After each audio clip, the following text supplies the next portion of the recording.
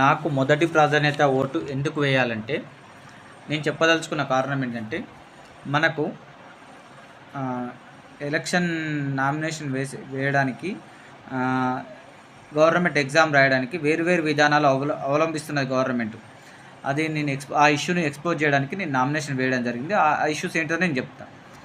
ఒకటి, scrutiny election అనే exam జరగకముందే పెడుతున్నారు.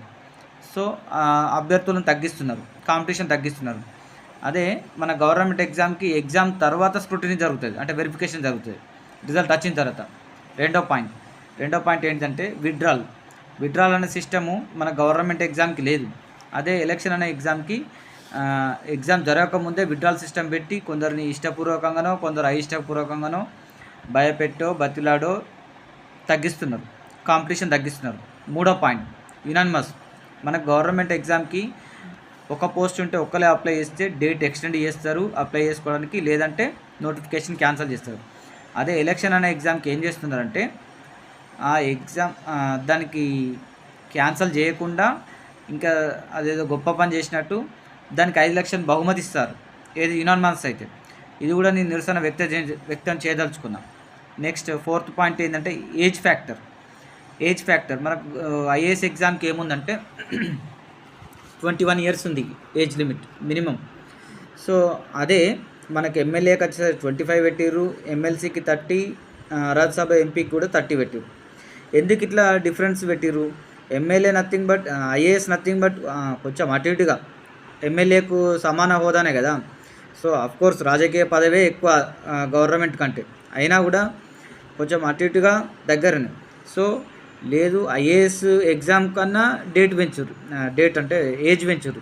లేదంటే అక్కడున్న ఇప్పుడు ఎమ్మెల్సీ, రాజ్యసభ ఎంపీ, ఎమ్మెల్యే ఏజ్కు వాటికున్న ఏజ్ ఫ్యాక్టర్స్ని ఈ ఐఏఎస్ ఎగ్జామ్కి ఉన్న 21 ఇయర్స్కి తగ్గించండి. ఇది ఇంకొక పాయింట్ ఏంటంటే, మనకు ఇప్పుడు ఎమ్మెల్యేకి, ఎంపీలకి ఇవి జీతాలు ఉన్నాయి, నెల జీతంతో పాటు అలవెన్స్ ఉంటుంది.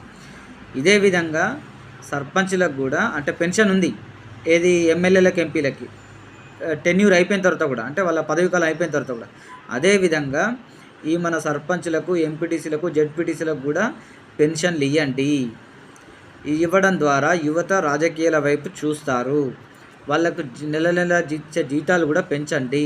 తద్వారా రాజకీయపరమైన అవినీతి తగ్గుతుంది. నేనేమంటున్నా అంటే పెన్షన్లు ఎమ్మెల్యేలకు ఇస్తే సర్పంచ్లకు ఇవ్వండి, లేదు ఇవ్వద్దు అంటే సర్పంచ్లకు ఇవ్వకండి, ఎమ్మెల్యేలకు కూడా ఇవ్వకండి. ఇస్తే అందరికీ ఇవ్వండి, లేకపోతే ఎవరికి ఇవ్వకండి, ఎమ్మెల్యే కానీ ఎంపీ కానీ. వాళ్ళు ఎమ్మెల్యేలకు, ఎంపీలకు పెన్షన్లు ఇస్తారట, ఈ సర్పంచ్లకు, ఎంపీటీసీలకు, జెడ్పీటీసీలకు ఇయ్యరట. ఎందుకు డిఫరెన్స్? వాళ్ళకి వీళ్ళకి తేడా అయింది. సో అందరికి ఇస్తే అందరికీ పెన్షన్, లేదు అంటే టెన్యూర్ అయిపోయిందంటే ఎవరికి ఏం లేదు, అట్లనే పెట్టు. సో ఈ విషయాలను ఇంకా చాలా విషయాలు ఉన్నాయి, కాకపోతే షార్ట్ వీడియో అన్నారు కాబట్టి ఇట్లా చేస్తున్నాం. Right, thank you.